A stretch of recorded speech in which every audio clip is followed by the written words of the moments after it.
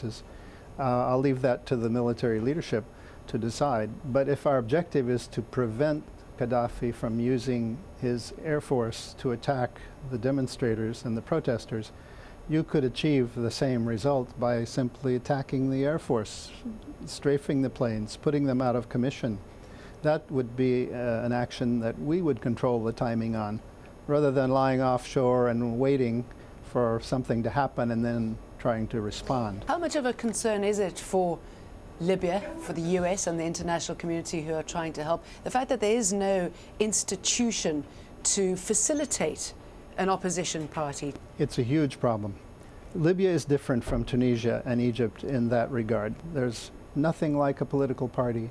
There are no NGOs except two, one run by Saif al-Islam and the other by Muammar Gaddafi's daughter. So they really serve the interests of the government. There are no institutions of civil society to fill the vacuum. That is a really difficult question. That was Charles Cecil talking to my colleague Jane Dutton. Moving to the bizarre experience now of a Washington Post photographer who was detained for more than 10 hours in Egypt. The Egyptian who interrogated Linda Davidson later friended her on Facebook. The Washington Post says that he was courteous during the questioning. That's all from me for now. Now back to Shuli in Doha. Daljit, thanks very much indeed for that. Now, it's been more than 3 weeks since the Egyptian uprising that ousted Hosni Mubarak, but still the fallout continues. Amid ongoing protests, the former Interior Minister has pleaded not guilty to charges of money laundering and profiteering. Shireen Tadros has more on the case from Cairo. First came the ousting, and now comes the justice. Habib al-Adli, Egypt's former interior minister, mobbed by demonstrators shouting, "Execute him," as he was leaving court. Al-Adli is on trial for money laundering and profiteering. But people here want to see him tried for ordering the police to open fire on protesters during the revolution. And that's not all. This man says Al-Adli is responsible for setting prisoners free and deliberately causing chaos during the protests. This woman tells us it's not just Al-Adli but all corrupt Interior Ministry officials who have policed with an iron fist that should stand trial. For over 10 years, Habib al-Adli was the face of one of the most hated institutions here, the Interior Ministry, as well as the security apparatus that came under its command. People are still asking for that security apparatus to be dismantled. Outside state security headquarters in Cairo, that's exactly what was happening. Protesters demanding police forces leave the streets and a complete restructure of the security services.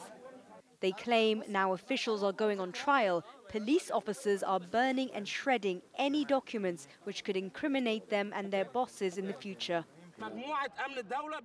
They're burning all the papers behind this wall, and that's why some of us went inside and took the papers that they haven't completely burnt yet. And we're showing this evidence to the army. Similar scenes were witnessed in the port city of Alexandria late Friday as police clashed with demonstrators outside a security building, injuring several people. Again, burnt identity cards were found by witnesses. As Egypt enters into a new era, people still want justice for the past. They see it as the only way to guarantee a different, better future. Shireen Tadros, AlJazeera, Cairo. Well, right across Egypt, protests have been taking place outside state security offices. That's because many fear the police have been trying to destroy evidence of abuse they committed under former President Hosni Mubarak. Well, Rania Anna is at one of those rallies outside the state security building in Nasser City in Cairo. She joins me live on the line. Rania, thanks for joining us. First of all, tell us what you've been seeing happening at the state security building there.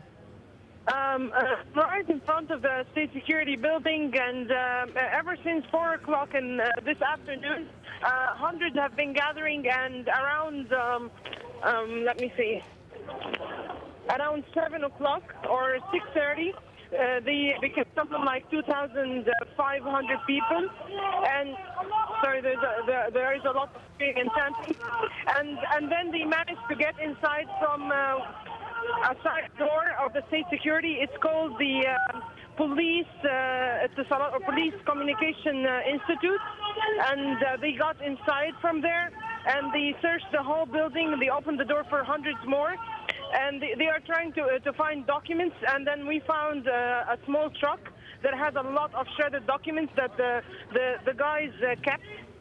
Now, do you think those documents, the shredded documents that you've seen, do you believe that they were documents detailing incidences of abuse that was carried out under Mubarak's regime?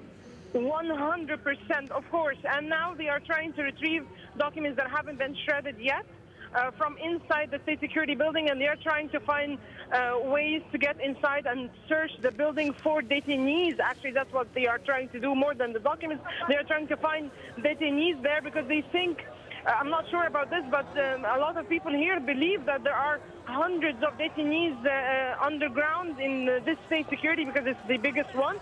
And that's why they are going from one door to the other, and the people are gathering more and more. There are more than 3,000, 4,000 now. I don't know how to do a head count, but it's really a lot of people.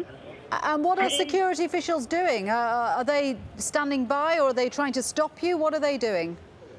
They are standing by, but then every now and then you'd find something a little bit weird, such as, for instance, you find 10 soldiers just saying, ha, ha, and like entering, like blocking the entrance. Or you find special forces from the army, nothing from the police, by the way. Everything is from the army.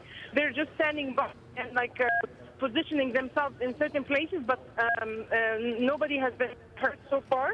Okay, and Rania, what are you intending to do with any documents that you find? Are you going to try and mount prosecutions against Interior Ministry officials or security service officials?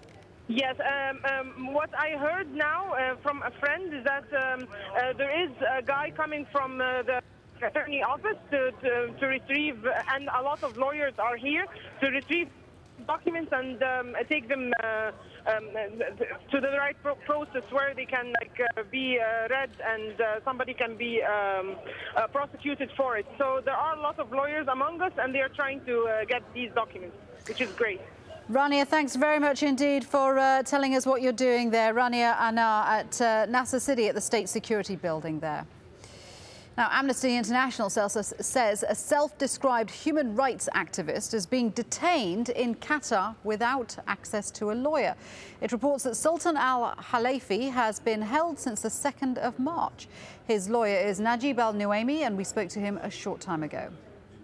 This gentleman is Sultan al-Khalifi. He been detained with 3 others. It's just for expressing his own opinion. Must be because he was detained 3, 4, or 10 times already by the special security, and he's still, insisting in his own opinion. And I think the mistakes here is that there is a law, which is, I call it, really a criminal law, if I can say. The law itself is a criminal because it allows the Minister of Interior to detain anyone, anywhere, for 6 months, extendable for another 6 months without a trial.